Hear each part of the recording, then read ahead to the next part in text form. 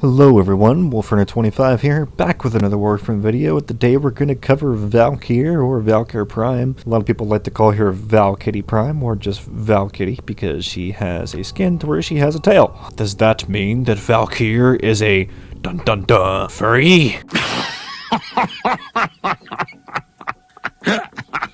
No. Ew woo. Alright, enough of that crap. On to the build. So, this is the build that I like to run for her. Valkyr is really simplistic to build because you mainly just want a lot of power, strength, and duration, because the duration affects her fourth ability, that affects how long you stay in it, like it affects the energy drain or whatever. So this is the build that I wanted to go with her. She already is a tanky frame, so maybe because she doesn't need any range, you could replace adaptation with narrow-minded, possibly max rank, because, you know, with a range, a lot of people just try to go solo with Valkyr because that's like, she's just insanely tanky.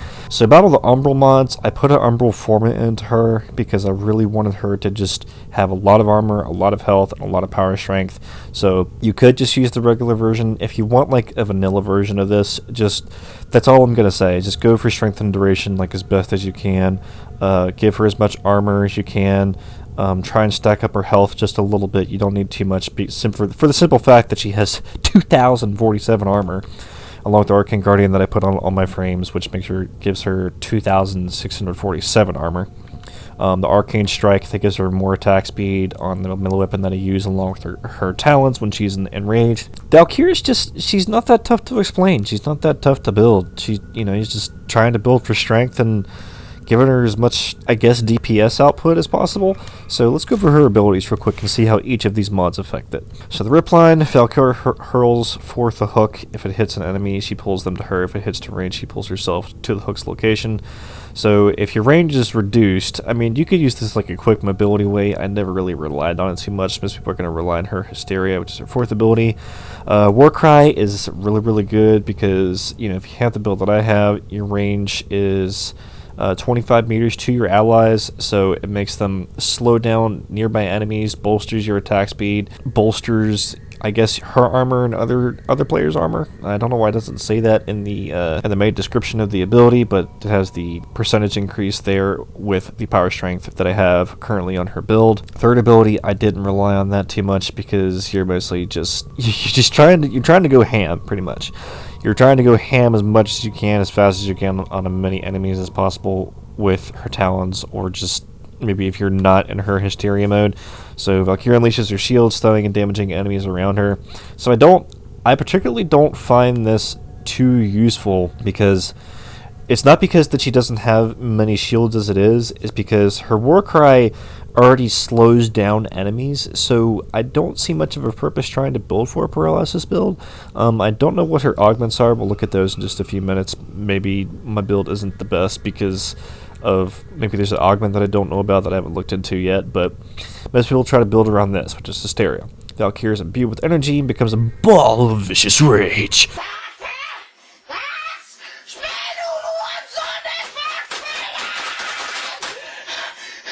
Capable of unleashing a torrent of deadly claw attacks on unsuspecting foes. Holy shit! She's a furry ball of death. So the damage, 662, radius 5 meters, lifesteal 5%, energy per second 2.5. So with the increased duration, it doesn't affect it. That's interesting. So I guess there's no technical way to benefit the energy per second other than to rely on the Hunter Adrenaline mod that I have on her to possibly get more energy. If you're somebody who's rich with platinum, if you're somebody who's just throwing a crap ton of money at the game, then maybe go for Arcane Energize and try and do that. But this is my build for her. It's pretty simplistic, pretty easy. I always go for adaptation to make any frame more tanky. Hunter Adrenaline, which you can get off the market for like 5 plat, converts 45% more damage on health to energy. If you don't have at least 5 platinum, then you can farm the ghouls when the ghoul bounties come back up on Cetus. It's used because it's a common mod. It's not that hard to get. The prime mods, that's never an actual absolute requirement. It's just something I prefer to run with, because if you got them, you got to use them. But absolutely necessary? No.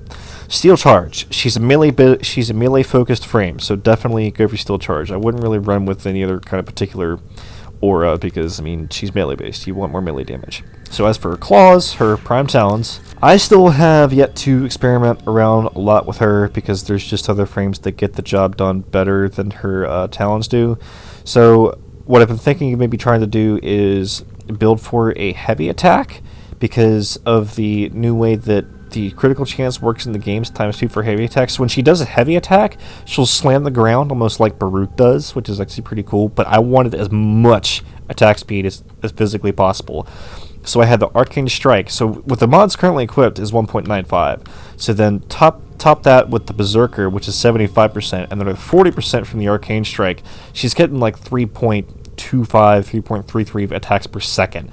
It's just that's pretty fast. That's pretty damn fast attacking. So you're building up your combo counter and then using your heavy attack, slamming the ground, doing a crap ton of critical damage. So the Gladiator Vice and the Gladiator mods, you know, that's giving you more critical chance as it is right there along with the True Steel. So again, experiment around with this. I'm not claiming this to ever be the best build. I don't think any of my frame builds are possibly the absolute best. It's just what I run with. I thought it was what the possible most practical.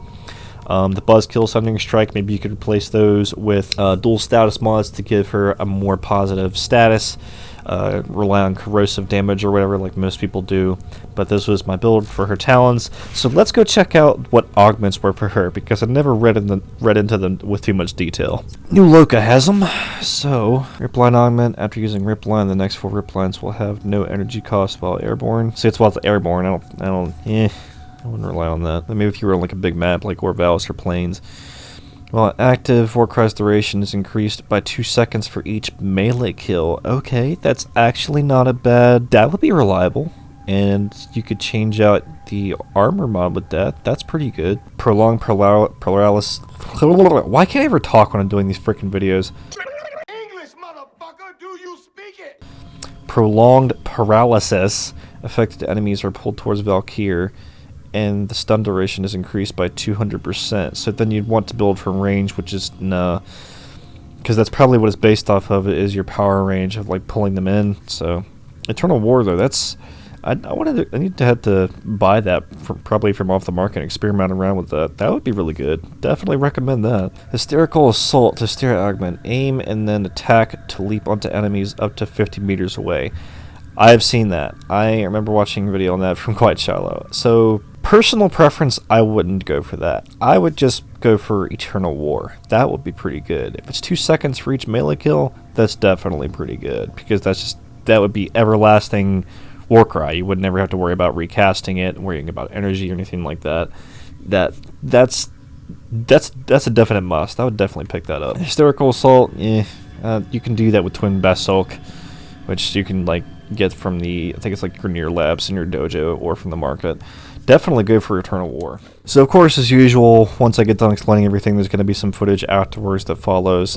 Something that I always tell everybody is the Arcanes aren't entirely necessary, just something that preferred. I hunt Eidolons a lot, so definitely try and get those if you want to get into Eidolon hunting. I'm going to eventually make a few videos about those, or just look it up through somebody else's YouTube channel. In the video, I was doing an arbitration. I was running, it had 300+% Optic-Core damage. I mean, I'm not claiming this to be the best build because it definitely didn't feel like it was. Because I mean, I just had so much more extra bonus damage. I was running with my Martytron, which of course I had a Riven on it because this thing's a little toaster of destruction, and my Schlong Reincarnate, aka my Plague Kiwar Zaw, which comprises of Plague Kiwar, Plague Boken, Iquana, Tu Vruhang, Santarashin. So I got like a lot of status invested into it. I still rely heavily on Condition Overload to do a lot of the damage.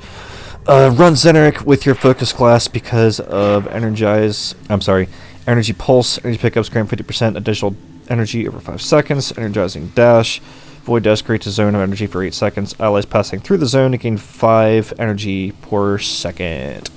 So definitely won't have to worry about energy, even though your efficiency is at 45%. Combine this with Hunter Adrenaline, and it's not going to be an issue. As for the Kvet that I was running, I'm pretty sure I was running my Kvet. This was my build for my Kvet, because she has a bunch more health, a bunch more armor, 2,301 armor for your Smeety Kitty.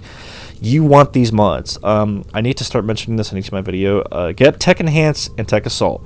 Incredibly useful mods to help keep your Kvet alive, or whatever pet that you're running. Definitely get these Kvet mods. And as I tell everybody in all of my videos, always try to get Spectres, Corrupted Heavy Gunner Spectres. They come from Barrow, Ancient Healer ones, the ones you get from factions, the ones you get from rescue or capture missions, or just from miscellaneous missions. They help out a lot because they act as bullet sponges. I don't think I use my Archon at all in the following footage, so I'm not going to bother showing that. We'll just take one last look at the build, think if I can think of anything that needs to be explained. The prime mods, again, it's not always necessary. So because I already have so much attack speed, if you're into arcanes, I guess what you could run, I don't think I have another full set of it. Where is it? Ah, here it is. Okay, yeah, I did Arcane Fury. On critical hit, 10% chance for 30% melee damage to melee weapons for 3 seconds. So this one actually goes for a pretty high price because everything is just like highly melee focused now in Warframe. So if you have the platinum, definitely buy it, or just get into Eidolons and try and get it yourself. The drop rate for it is kind of, this is only like the second set that I've ever gotten, so it's kind of up there in drop chance rates. So, but anyway, guys, I hope you found this video useful. I hope you enjoy the footage following after this. Remember, if you have any comments or questions, please leave them in the comment section below. I stream on Twitch every single Sunday and Wednesday and do giveaways. All links to social media and ways to communicate with me will be in the description below. And remember, everybody, strive proudly and howl loudly. Good night, everybody.